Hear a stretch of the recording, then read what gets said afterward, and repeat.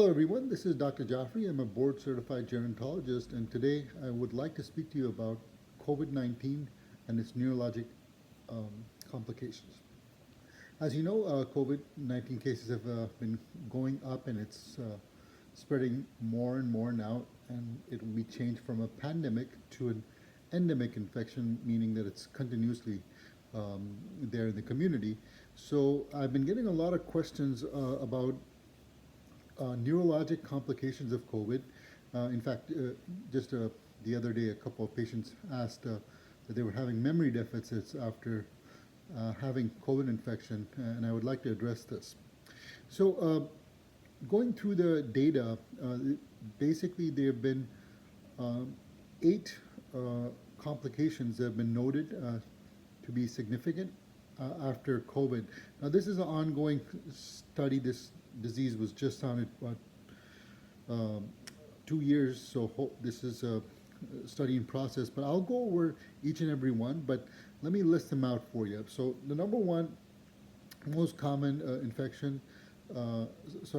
complication is acute encephalopathy, which basically means that the patient might come in when they have acute infection with confusion.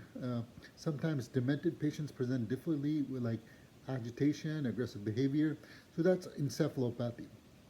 The other most common ones that we're seeing is stroke. So COVID increases the propensity to have a stroke about 3 to 4-fold, and this is because the virus itself is a procoagulant, that it supports coagulation in the body. Now, the treatment remains the same, the treatment for the virus, but then and the treatment for the stroke, which could include blood thinners.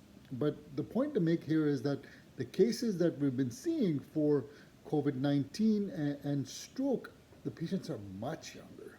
And we're talking people in the 40s and 50s, and that's what's very concerning to researchers. Now, it presents just like a stroke, just weakness of arms or legs. There can be numbness in one of the legs or hands or feet, slurred speech, just presenting just like a stroke. Thirdly, the COVID infection can also cause infection of the lining of the brain called meningitis or encephalitis, or also seizure disorders. They increase the propensity for you to have a seizure. Other things such as neuropathy, which is basically presents as numbness, that can also happen. A few other neuromuscular disorders, which basically means they're slowing of the muscles or increased tone, and that I'll make another video about that in the future.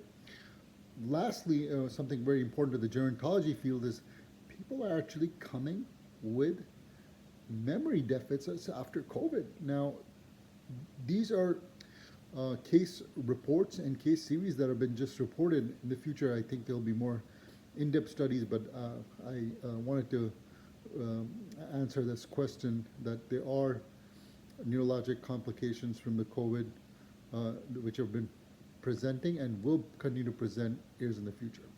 If there's any comments, please put them in the comments section, and please, if you find this information helpful, do subscribe to the channel.